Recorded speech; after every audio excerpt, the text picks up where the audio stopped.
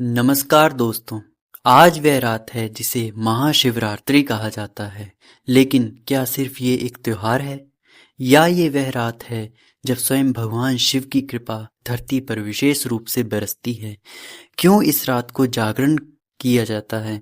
क्यों कहा जाता है कि इस रात की साधना 1000 गुना फल देती है? और क्या सच में एक शिकारी ने अनजाने में पूजा करके मुक्ति पा ली थी? आज के इस विशेष वीडियो में हम जानेंगे महाशिवरात्रि की शुरुआत कैसे हुई, इसका गहरा महत्व, पूजा की सही विधि और अंत में एक ऐसी कथा जो आपके हृदय को छू जाएगी।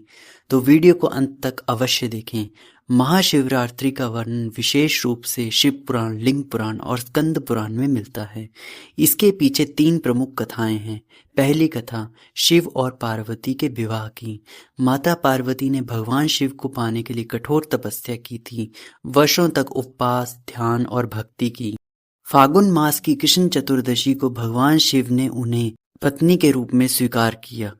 ये केवल विवाह नहीं था, ये शक्ति और चेतना का मिलन था। दूसरी कथा समुद्र मंथन। जब समुद्र मंथन हुआ था तो सबसे पहले निकला भयंकर विष। पूरी सृष्टि संकट में थी। तब भगवान शिव ने वह विष अपने कंठ में धारण किया और उनका कंठ नीला हो गया, इसलिए वे नीलकंठ कहलाए। ये घटना भी महाशिवरात्रि की मानी जाती है। ये हमें सिखाती है जीवन का विष पीकर भी शांत रहना ही शिवत्व है। लिंग पुराण के अनुसार ब्रह्मा और विष्णु में विवाद हुआ, तभी एक अनंत अग्निस्तंभ प्रकट हुआ। दोनों उसका आदि और अंत खोजने निकले पर असफल रहे। वह अग्निस्तंभ स्वयं शिव थे। शिव अनंत हैं, उनका ना आदि है ना अंत है। महाशिवरात्रि आत्म जागरण की रात है।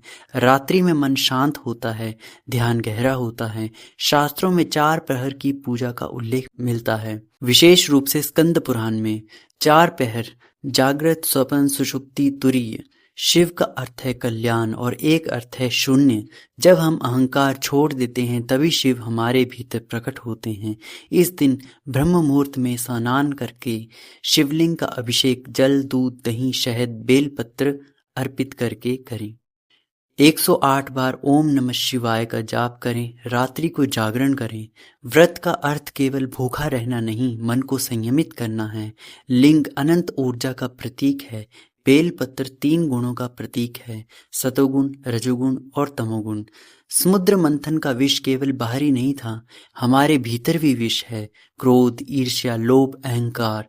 शिव ने विष को गले में रोका, यही संतुलन है। महाशिवरात्रि से जुड़ी एक प्रसिद्ध कथा मुख्य रूप से शिव पुराण में वर्णित मिलती है। बहुत समय पहले एक शिकारी जंगल में रहता था। वह भगवान को नहीं मानता था, उसका जीवन शिकार पर ही निर्भर था। फागुन मास की कृष्ण चतुर्दशी की रात महाशिवरात्रि की रात थी, लेकिन उसे इसका ज्ञान नहीं था। उस दिन उसे कोई शिकार नहीं मिला। रात होने पर वह एक बेल के पेड़ पर चढ़ गया। उसे नहीं पता था पेड़ के नीचे एक शिवलिंग है। डर के कारण वह पूरी रात जागता रहा। जागे रहने के लिए वह बेल पत्थर तोड़कर नीचे गिराता रहा। हर पत्ता सीधा शिवलिंग पर गिरता। रात की ओस की बूंदें भी टपकती रही, मानो जलाभिषेक हो रहा हो। पहले पहर एक हिरनी आई। उसने बच्चों से मिलने की अनुमति मांगी। शिकारी ने जाने दिया। दूसरे पहर दूसरी हिरनी आई, उसे भी जाने दिया।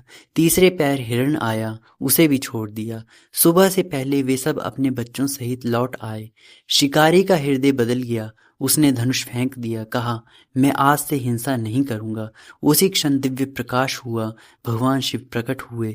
उन्होंने कहा, हे शिकारी, तुमने अनजाने में पूरी रात जागरण किया, बेलपत्र चढ़ाए, जलाभिषेक किया और करुणा दिखाई। आज महाशिवरात्रि है, तुम्हारी पूजा स्वीकार है। इस तरह शिकारी को मुक्ति मिल गई।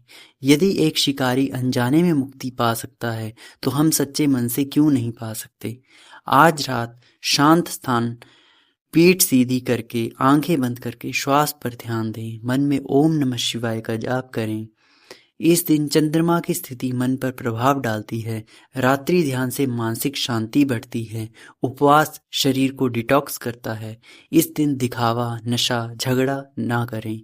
इस शिवरात्रि 5 संकल्प लें।